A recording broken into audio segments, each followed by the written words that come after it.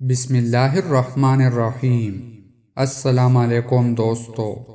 جناب رسول اللہ صلی اللہ علیہ وآلہ وسلم نے ارشاد فرمایا، جس نے جمعہ کے دن غسل کیا، خوشبو لگائی اگر اس کے پاس ہو، اور جو اچھے کپڑے اس سے میسر تھے وہ پہنے، پھر وہ نماز جمعہ کے لیے مسجد حاضر ہوا اور اس بات کی احتیاط کی کہ پہلے سے بیٹھے ہوئے لوگوں کی گردنوں کے اوپر سے پلانگتا ہوا نہیں کیا، پھر جب امام خطبہ دینے کے لیے آیا تو ادب اور خاموشی سے اس کی طرف متوجہ ہو کر خطبہ سنا، یہاں تک کہ نماز پڑھ کر فارغ ہوا، تو اس بندے کی یہ نماز اس جمعہ سے اور اس سے اگلے جمعہ کے درمیان کے گناہوں اور خطاؤں کے لیے کفارہ ہو جائے گی۔